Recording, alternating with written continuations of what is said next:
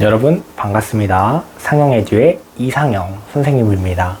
오늘은 화법과 작문 수업을 시작해 보려 합니다. 화법과 작문 수업에서 제일 중요한 건 첫 번째 이거겠죠. 뭐겠어요? 보여줬잖아. 내 얼굴에 딱 나왔는데. 빨리 푸는 방법. 화법과 작문에서 시간 낭비를 하고 싶지 않아 하는 학생들, 언어와 매체도 마찬가지죠. 빨리 푸는 방법이 중요합니다. 빨리 풀어야 문학과 독서에서 조금이라도 더 확보할 수 있죠. 하지만 이건 명심하셔야 돼요. 이번에 화법과 작문과 언어와 매체로 쪼개지면서 시험 문제가 어떻게 출제될지 모르는 변수의 상황이 발생할 수 있습니다. 그래서 화법과 작문이 허벌나게 어렵게 출제될 수 있고요. 언어와 매체도 마찬가지로 허벌나게 어렵게 출제될 수 있습니다. 그러면 나 20분 안에 풀어야 되는데 이거 진짜 망했다, 조졌다, 이렇게 생각할 필요 없다. 20분 걸리면 20분 걸리는 대로 하세요. 대부분의 학생들이 20분 이상 걸릴 겁니다. 너희들이 오히려 적게 걸리는 편이다 라고 생각하시고 어떤 시간이든 받아들이셔야 돼요. 왜냐?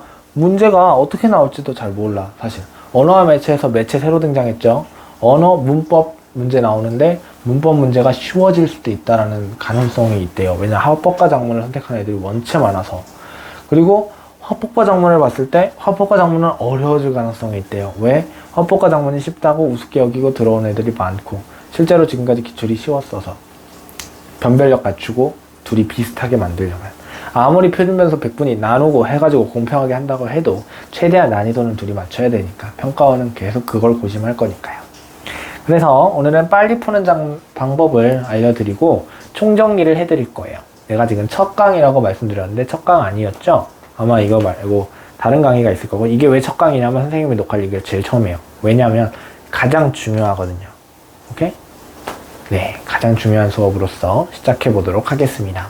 첫 번째, 화법 지문입니다. 먼저 화법 지문을 빨리 읽는 방법부터 배워보시죠. 자, 잠깐만.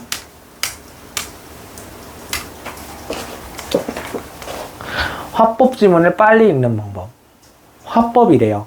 화법은 말하는 법이잖아. 그거를 글로 써서 물어보는 거란 말이야. 그렇기 때문에 얘는 말하는 법이기 때문에 굳이 세부 내용까지 기억하려고 할 필요가 없어요. 왜 굳이 세부 내용에 집착할 필요가 없냐? 아까 말했듯이 내가 말하는 실력을 평가하는 거기 때문에 굳이 내용을 다 알아서 풀 수 있는 문제를 출제하지 않아요. 비문학도 아니고. 그리고 그렇기 때문에 동시에 말하려는 거기 때문에 주제를 명확하게 인식을 할 필요가 있어요. 주제 정확하게 알아야 돼요. 그래야지 요지가 파악이 됩니다. 그리고 말하는 거라 그랬잖아. 그러니까 말하기 방식에 주목하셔야 됩니다. 어떻게 말을 하느냐, 이거에 주목해야 돼. 이게 주목해야 되는 건 이건 거야. 말하는 방식에 주목해야 되는 거야. 그리고 내용은 키워드 중심으로 기억할 것. 내가 스스로 키워드를 써봐야겠죠. 다음입니다. 화법 문제 그럼 어떻게 빨리 풀어요? 문제 빨리 푸는 방법. 얘는 지문 빨리 읽는 방법이야. 똑같은 거 아니야. 첫 번째, 문제 분석을 먼저 해. 문제 이렇게 나왔구나. 순서 이렇구나. 이 문제가 어렵겠네. 이런 식으로. 그리고 문제가 원하는 내용만 찾아. 이게 처음엔 어렵거든요. 근데 하다 보면 쉬워요. 제일 쉬운 방법이에요. 문제가 원하는 내용들이 분명히 있잖아요. 그 내용을 직접적으로 1대1 대응을 시키는 게 시간 단축에 중요합니다. 그리고 세 번째, 지문을 읽으면서 풀 수 있는 문제는 그때그때 풀어버리고요. 2가지 이상을 물을 때는 1개씩 1대1로 바로바로 대입한다. 오케이? 좋아. 그래서 2번이 가장 중요. 적용해봤고, 다음은 장문이죠. 장문 제시문을 빨리 읽는 방법은 당연히 주제를 정확하게 알아야 돼요. 주제는 어느 유형에서든 지문은 다 파악하실 수 있어야 돼요. 그래서 글쓰기 전략, 장문이기 때문에 장문은 글을 쓰는 거고 화법은 말하는 법이니까 얘는 당연히 글쓰기 전략에 주목하셔야겠죠.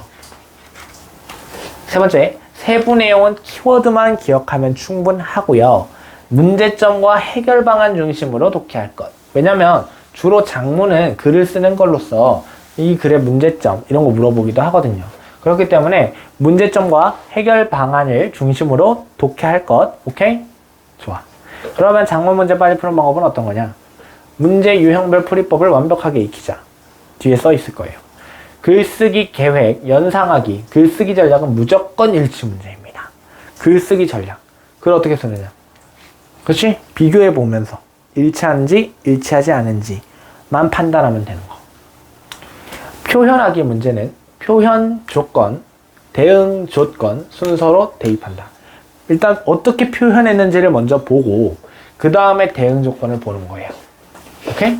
표현하기 문제는 이렇게 푸는 거고, 그 다음에 자료 활용하는 문제는 각 자료의 포인트를 활용하는 거예요. 그래서 자료 활용이잖아, 말 그대로. 그러니까 자료를 활용하는 거니까 자료의 포인트가 중요한 것이죠.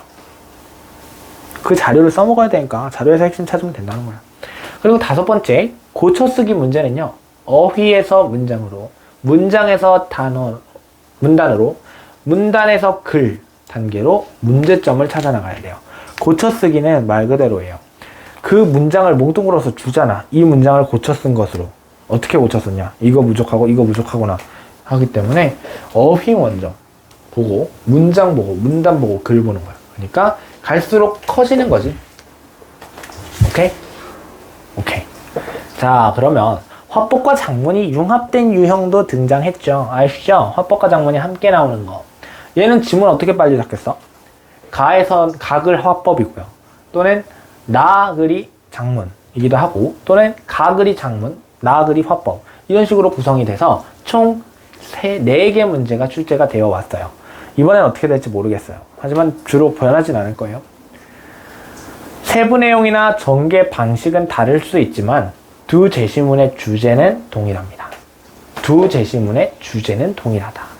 아무리 작문, 화법, 문제로 차이가 있어 보인다 해도 주 제시문의 주제는 동일.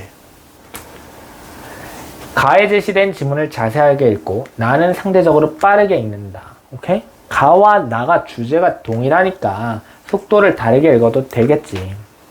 4번, 화법은 말하기 방식, 작문은 글쓰기 방법을 중심으로 지문을 읽는다. 그러니까 융합이라고 해봤자 내가 설명을 융합해서 설명하는 격밖에 안 돼. 화법 문제 푸는 법, 작문 문제 푸는 법 알려줬죠? 그거 2개 다 적용하면 돼. 그 각 글에. 오케이? 야, 글이 허벌나게 많죠? 여기 글 중요하니까 이거는 먼저 캡처 좀 해볼래? 캡처 하셨죠? 읽어보겠습니다. 첫 번째, 독서 영역처럼 풀어라 라 그러죠? 그래서 문제, 화법과 작문은 독서 영역처럼 푸셔야 돼요. 왜냐면 줄글이니까, 최소한 화법과 작문이니까. 물론 화법과 작문이 듣기 평가로, 말하기 평가로 시행이 된다면 독서 영역처럼 풀 필요가 없죠. 애초에 화법과 작문 사전에 검색해보세요. 이런 문제 아니에요. 하지만 우리나라 수능 현실에서는 독서 문제처럼 푸셔야 돼요. 첫 단락에서 논인지 강연인지 대화인지에 대한 전개 범주를 파악하셔야 하고요. 비문학 서론 유형을 파악하셔야 됩니다. 그리고 범주를 예측하면서 선별 독해하시고, 독해하면서 특정 단락, 특정 문장 문제는 바로 풀 것. 오케이? 첫 단락에서 전체 범주를 파악하고, 비문학 서론 유형을 파악하고, 범주를 예측하면서 선별 독해. 이 범주에선 이 내용이 나오는구나 하면서 골라가면서 독해하라는 거야. 그리고 독해하면서 특정 단락을 묻는 거 또는 특정 문장을 묻는 거, 이런 문제는 바로바로 풀어야 된다. 오케이? 좋아. 2번째, 쉽다고 생각하지도 말고 빠르게 풀어야 한다는 강박도 버려라. 점수 배점이 독서 2개 지문과 동일했어요. 여지껏 신중하게 푸세요. 쉽다고 주관적 해석, 배경 지식 이런 거 넣어서는 안 돼요. 왜냐면 내용 자체가 현실적으로 막 물어봐요. 예를 들어 공간혁신 프로젝트라든지 이런 거 물어보기 때문에 너희들의 학교의 생활에서의 의견 같은 게 자연스럽게 막 개입이 돼가지고 답을 고르는 데 있어서 그런 거 개입하는 애들이 있거든요. 얘 말이 틀린 걸 수 있는데 그런 거 있어요. 그래서 절대 이런 거 넣으면 안 되고, 그 다음에 3번째는 서술, 대화, 강연 방식의 문제는요, 선택지를 먼저 보자. 중요합니다. 서술하고 대화하고 강연하는 방식, 이런 것들은 선택지가 먼저 봐야 돼요. 선택지를. 오케이? 꼭 그렇게 하자. 별표. 4번째, 화법과 작문이 융합되어 있는 복합형은요, 이렇게 풀어라. 어떻게? 일단 가독해. 가가 작문이든 화법이든 가독해가 끝나면 바로 해당 단락 문제를 풀어. 왜냐면 잊어버리기 위해서. 이렇게 하시는 게 좋아요. 오케이? 바로 단락 문제 풀어요. 그리고 가의 내용을 단순히 내용인지 또는 나 글쓰기를 위한 조건인지를 파악해요. 가의 내용이 단순한 내용인지 또는 나 글쓰기를 위한 조건인지 파악한 후에 후자의 경우라면 반드시 조건들을 정리하면서 읽어야 됩니다. 나의 내용은 가의 내용과 연관지음을 독해해. 왜? 아까 앞에서 말했듯이 주제가 same이니까. 가에서 언급한 것 중 빠진 것, 달라진 것, 추가된 것을 파악하는 것도 필요한 거죠. 그 다음에 5번째는 보기 문제는 제시문과의 일치 여부 문제일 뿐이에요. 그래서 이 보기 문제 풀이법을 잘 봐야 돼. 보기 문제잖아. 그러면 보기가 제시되면 비문학 같은 경우에는 큰 의미가 없지. 왜냐면 보기가 도움이 안 되니까. 오히려 어렵잖아, 보기 문제가. 하지만 문학은 보기가 도움이 됐잖아. 화법과 작문은 어떨 것 같아요? 보기. 굉장히 쉬운 문제로 출제돼요. 왜냐면 보기를 주고 일치한지 불일치한지 그 지문 보라는 거거든요. 그래서 보기 내용과 제시문의 일치 여부를 파악하셔야 되고요. 제시문 내용에서 더 추가되었거나 달라진 부분이 있으면 거기에 집중하셔야 됩니다. 6번 자료 제시 플러스 제시문 결합형이에요. 자료가 제시되고 제시문이 있는 거를 결합했을 때 푸는 방법인 거죠. 두 개의 자료를 결합해서 설명하는 선택지부터 보셔야 됩니다. 다시 자료를 제시해주면서 제시문이 있는 거는요. 두 개의 자료를 결합해서 설명하는 선택지부터 봐야 합니다. 선택지 중에 이렇게 두 가지를 결합한 선택지가 있습니다. 그걸 꼭 보시고요. 이 경우에는 두 자료 모두를 반영하여야 합니다. 동시에 두 자료의 관계에도 주목해야 되고요. 자료와 제시문은 반드시 동일한 범주 속에서 연결이 돼야지 된다. 오케이? 자료와 제시문은 반드시 동일한 범주에서 연결이 돼야 된다. 범주가 동일해야 된다는 것이죠. 자료 제시 제시문 결합형 문제는 이렇습니다. 기본적으로 앞에서 자료를 제시해주고 뒤에 제시문이 있을 때는 이렇게 풀면 된다. 오케이? 좋습니다. 이제 다음 시간에는 화법에 대한 이해부터 시작해서 교과서적인 내용을 읽어주는 정도의 수업이 진행이 돼요. 아마 총 7차시였나? 얘는 앞으로는 그럴 거고요.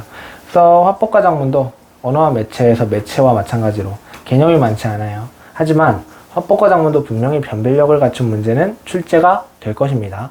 그렇기 때문에 잘 봐야 되고 꼭 출제되는 대표 유형에 대해서 담화의 종합적 이해라는 포괄적인 평가원이 말하는 문제 유형이에요, 이름이. 그래서 이거에 대해서 설명을 해준 선생님이 직접 정말 분석해서 썼던 글이에요. 이 글을 보시고 마지막에 포인트 정리를 해드리니까 포인트 정리 내용을 보면서 학습을 해 나가시면 될 것 같습니다. 아시겠죠? 네, 좋습니다. 지금까지 수고가 많으셨어요. 오케이? 네, 다음 시간에 뵙겠습니다. 안녕.